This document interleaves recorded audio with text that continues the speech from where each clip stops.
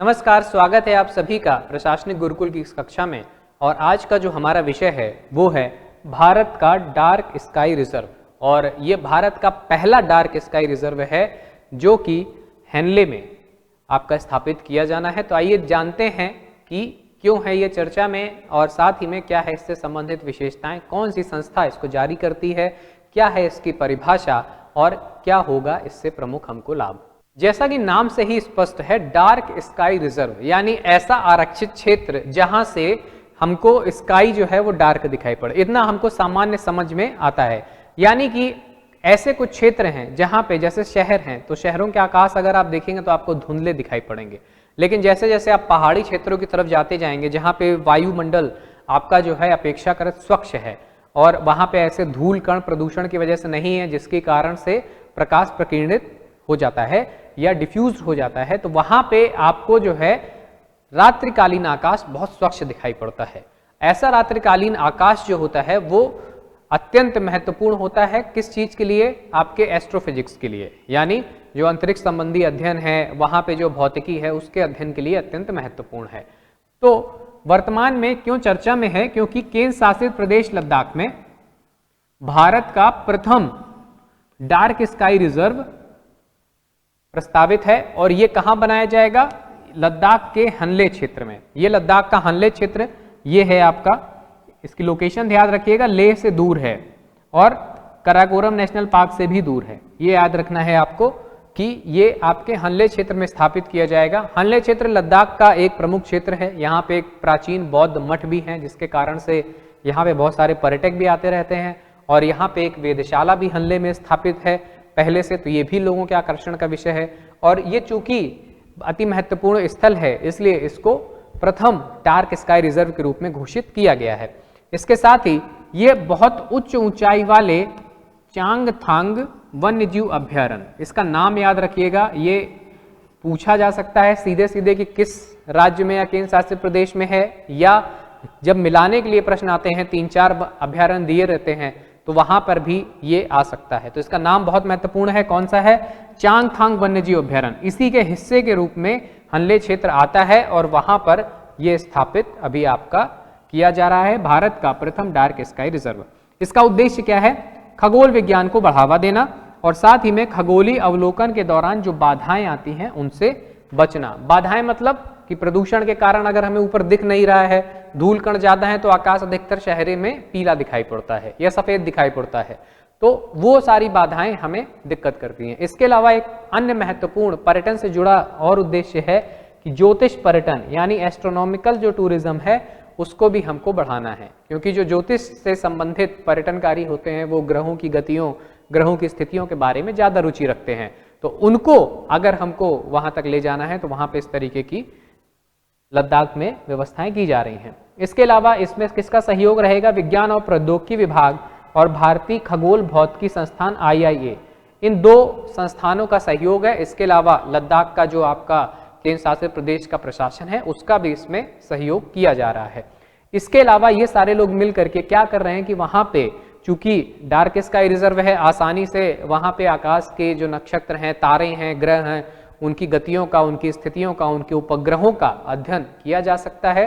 तो वहां पे छोटे छोटे टेलीस्कोप के माध्यम से ही हम ये सब चीजें देखने में सक्षम हैं।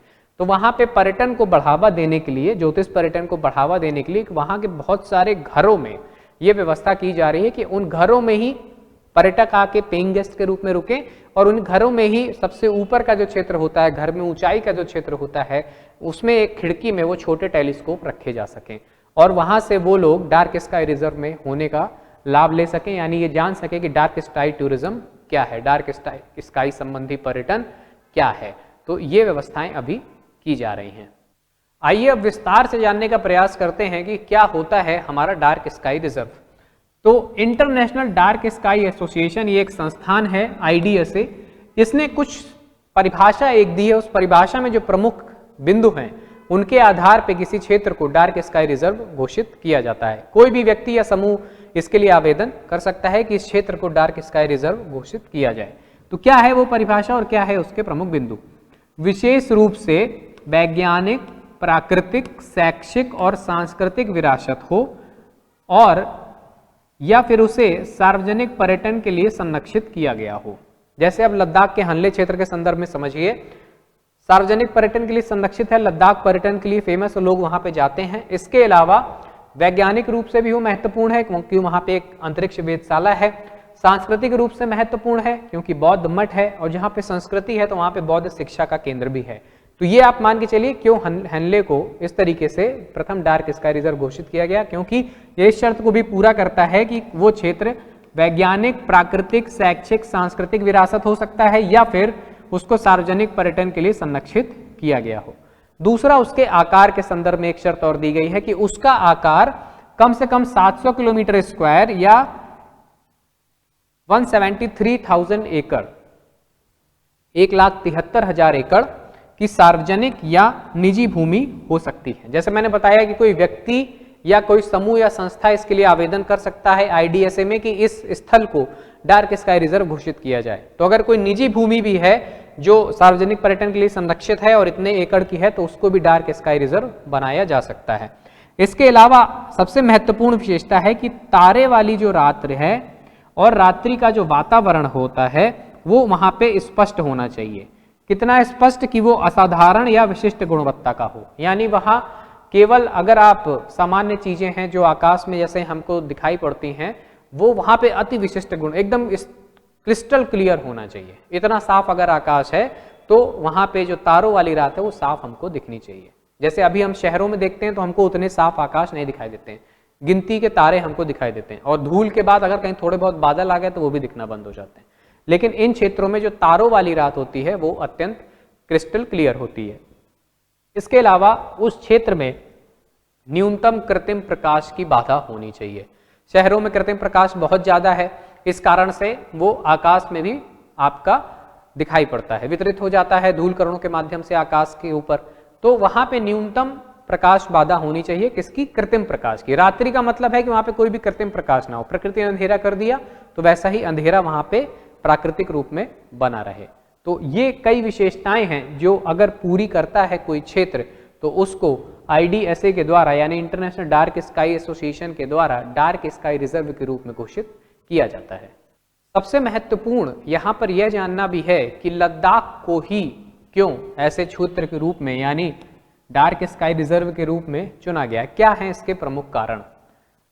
विस्तृत शुष्क क्षेत्र होना, अत्यधिक ऊंचाई होना, विरल आबादी होना, अत्यधिक ठंड और न्यूनतम तापमान होना। ये सारी अवस्थाएं मिल करके जो हमारे तारों वाली रात है उसके लिए एक आदर्श स्थिति बनाती हैं। कैसे? अगर विरल आबादी है तो शहरी प्रदूषण बहुत ज्यादा नहीं होगा, अत्यधिक ऊंचाई होगी तो बहुत ज्यादा धूल कण उतने ऊपर नहीं जा पाएंगे, और चूंकि आबादी है नहीं तो धूल कण है ही नहीं वहां पे, और शुष्क क्षेत्र होने की वजह से प्रदूषण बहुत कम हमको वहां पे दिखाई पड़ता है, और अत्यधिक ठंड और न्यूनतम तापमान के कारण चूंकि मानवीय गतिविधियां कम हैं तो कृत्रिम प्रकाश भी वहां पे कम दिखाई पड़ता है। तो ये सारी शर्तें मिल करके लद्दाख को एक DSR बनाने में एक आदर्श और अनुकूल स्थिति पैदा करती हैं। इसके अलावा लंबी अवधि की वेधशालाओं और अंधेरे आकाश स्थलों के लिए एक आदर्श स्थल है, क्योंकि यहाँ पे दीर्घ अवधि तक आपके अनुसंधान कार्य, प्रेक्षण कार्य ये किए जा सकते हैं, ग्रहों के माध्यम से, उनके उपग्रहों के माध्यम से, ये सारी चीजें वहां पे की जा सकती हैं। वहां की वेधशाला में अभी भी बहुत सारी बड़ी बड़ी दूरबीनें आपकी अवस्थित हैं। इसके अलावा जो हमारा वन्यजीव अभ्यारण्य है, चांगथांग वन्यजीव अभ्यारण्य, वो समुद्र तल से लगभग 4500 मीटर ऊपर है। तो इतनी ऊंचाई पर वैसे भी रात्रिकालीन आकाश की स्वच्छता अपने आप देखते ही बनती है, और ये दूरबीनों के लिए एक आदर्श स्थल अपने आप बन जाता है। इसके अलावा चूंकि इतना उच्च क्षेत्र है तो बादलों की ऊंचाई उतनी नहीं होती है, तो यानी कि मेघ रहित आकाश हमको मिलता है, और जलवाष्प भी उतने ऊपर तक नहीं जा पाती है। इस कारण निम्न वायुमंडलीय जलवाष्प होती है, वहां पे वायुमंडल में जलवाष्प भी नहीं होती है। तो जो हमारा प्रकाश की बाधा आती है वो या तो धूल कणों की वजह से आती है या फिर जलवाष्प की वजह से आती है, या फिर अगर बादल आ गया बीच में तो उसकी वजह से आएगी। अब ये सारे कारण वहां पे धूल को खत्म कर देते हैं, ऊंचाई वहां पे वायुमंडलीय जलवाष्प को खत्म कर देती है और बादलों को भी खत्म कर देती है। इस कारण सारी बाधाएं जो रात्रिकालीन आकाश की गुणवत्ता में कमी लाती हैं वो सारी यहाँ पे इस क्षेत्र में अपने आप खत्म हो जाती हैं। इसके अलावा ऑप्टिकल, इंफ्रारेड, सब मिलीमीटर और मिलीमीटर तरंग दैर्ध्य के लिए यह विश्व के सबसे अनुकूल स्थानों पे है। यानी ये इतनी ऊंचाई पर है कि किसी भी फ्रीक्वेंशियल रेंज में अगर हमें वहाँ पे वेव्स मिलती हैं तो वो वहाँ पे आराम से आपकी संसाधित की जा सकती हैं और उनको पकड़ करके उनके आंकड़ों का अध्ययन किया जा सकता है। तो ये भी दिक्कत नहीं है कि कोई ऐसा भी हो सकता है वेव जो वहाँ पे ना आए, तो सभी वेव्स वहाँ पे बहुत इजीली आपकी ट्रांसमिट की जा सकती हैं और रिसीव की जा सकती हैं। इस कारण भी लद्दाख को ही इस क्षेत्र के रूप में चुना गया है। आइए अब जानने का प्रयास करते हैं कि वो संस्था जो डार्क स्काई रिजर्व घोषित करती है उसके बारे में प्रमुख विशेषताएं क्या हैं, यानी इंटरनेशनल डार्क स्काई एसोसिएशन। तो ये अमेरिका में स्थित एक संगठन है और ये गैर लाभकारी संगठन है। ये अमेरिका आधारित एक गैर लाभकारी संगठन है और इसने अभी तक जितने भी डार्क स्काई रिजर्व घोषित किए हैं उसकी कुल संख्या जो है वो 195 है। 2001 से 2022 के बीच में वैश्विक स्तर पर 195 क्षेत्रों को, साइट्स को अंतरराष्ट्रीय डार्क स्काई स्थलों के रूप में मान्यता इसने प्रदान की है और कोई भी व्यक्ति या समूह IDSA के प्रमाणन के लिए अप्लाई कर सकता है, किसी भी स्थल का नामांकन कर सकता है। अब इसमें क्षेत्र के अनुसार, उसके आकार के अनुसार और वहां पर किस तरीके की विशेषताएं हैं जो रात्रिकालीन आकाश को गुणवत्ता प्रदान करती हैं, उनके आधार पे 5 तरह की श्रेणियां इसमें नामांकित की गई हैं। 5 नामांकित श्रेणियां हैं: international dark sky park, international dark sky community समुदाय, इंटरनेशनल डार्क स्काई रिजर्व जो भारत में लद्दाख क्षेत्र को घोषित किया गया है, इंटरनेशनल डार्क स्काई अभ्यारण्य और शहरी रात्रि इकाई प्लेस। ये शहरों में, ये कुछ शहर जहाँ पे बहुत ज़्यादा प्रदूषण नहीं है और वहाँ पे कोई बहुत ऊंची बिल्डिंग है तो वहाँ पे इस तरीके का आपका शहरी रात्रि स्काई प्लेस कर सकता है। तो ये 5 तरीके की श्रेणियों में डार्क स्काई के ऑब्जर्वेशन के लिए क्षेत्रों को निर्धारित करता है। किसके आधार पे? अगर कोई भी व्यक्ति या समूह नामांकन कराता है कि हमारा नामांकन शहरी क्षेत्र के रूप में कर दीजिए, तो फिर वो देखेगा कि वो शर्तें पूरी करता है या नहीं करता है जो हमारी डार्क स्काई रिजर्व की परिभाषा के अंतर्गत आती हैं, उसके बाद में वो घोषित कर सकते हैं। अब यहाँ पे कई महत्वपूर्ण प्रश्न जहां से बन सकते हैं वो हैं, विश्व का प्रथम अंतरराष्ट्रीय डार्क स्काई पार्क, विश्व का प्रथम अंतरराष्ट्रीय डार्क स्काई पार्क कहाँ है? यूटा में। प्राकृतिक पुलों का राष्ट्रीय स्मारक। प्राकृतिक पुलों का मतलब है कि वहां पे चट्टान जो है वो इस प्रकार से काटी गई हैं कि वो प्राकृतिक पुल के आधार पे बन गई हैं। इस तरीके से चट्टानें वहां पाई जाती हैं और इस कारण से इसको प्राकृतिक पुल बोला जाता है और ये अमेरिका के यूटा में है। विश्व की प्रथम international dark sky sanctuary, sanctuary का मतलब यहाँ पे अभ्यारण्य से है, वो कौन सी है? उत्तरी चिली की एल्क्वी वैली। उत्तरी चिली कहाँ है आपका? चिली कहाँ पे है? दक्षिण अमेरिका में। तो ये यूटा उत्तरी अमेरिका और ये दक्षिण अमेरिका में।